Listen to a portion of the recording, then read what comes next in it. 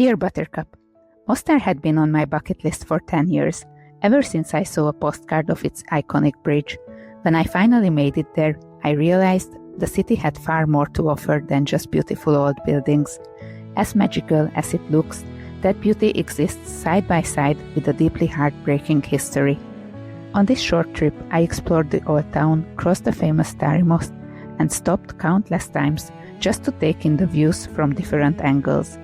I wandered through the market, where many stores sell the usual Balkan souvenirs, probably mass-produced in China, but every now and then you find something real. Traditional copper art, handcrafted right in front of you in small family-run workshops passed down through generations. I visited the Koski Mehmet Pasha Mosque and climbed up its minaret. Back in my hometown, we have a minaret from Ottoman times that serves as a viewpoint.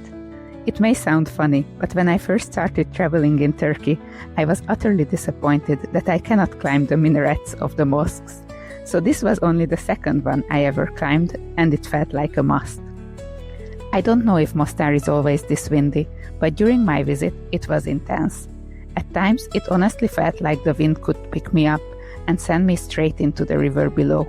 The same river where locals and brave tourists dive into from the bridge in summer.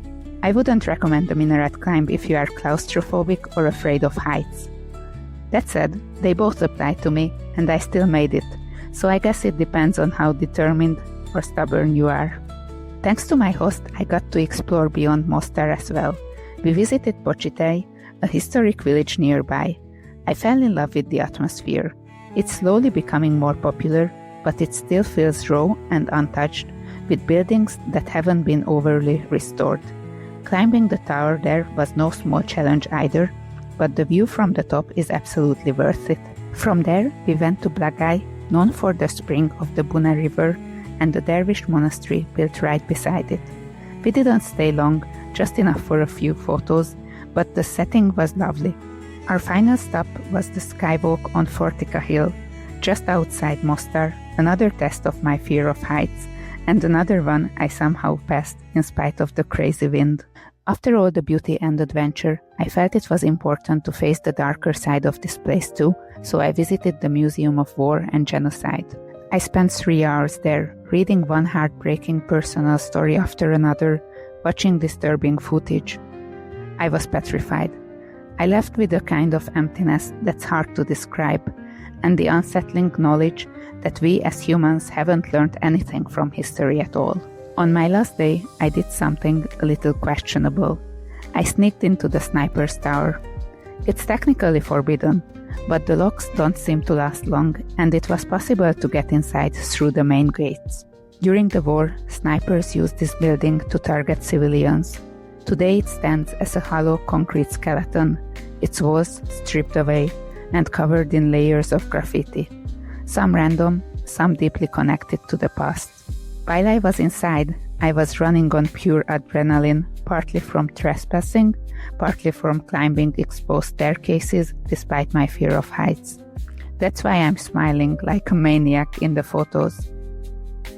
Once I got back down, it really hit me. Earlier in the museum, I had listened to a sniper's confession. He described seeing a little girl walking with her mother. She was smiling, and something about that moment broke him. He couldn't stand that she, with nothing, seemed happier than he was, so he shot her. That memory haunted him, so he confessed and took his own life. And standing there next to the tower, I couldn't stop thinking. A few decades ago, someone might have stood at the exact same spot, aiming at innocent people, where I was admiring the view and the artwork around me minutes ago. Mostar is definitely one of those places that offers many layers. Beauty and pain, past and present, all intertwined. As I left, I made a promise to myself. I will come back. Next time I want to stay longer, meet more locals, and listen to their stories. With love, Buttercup.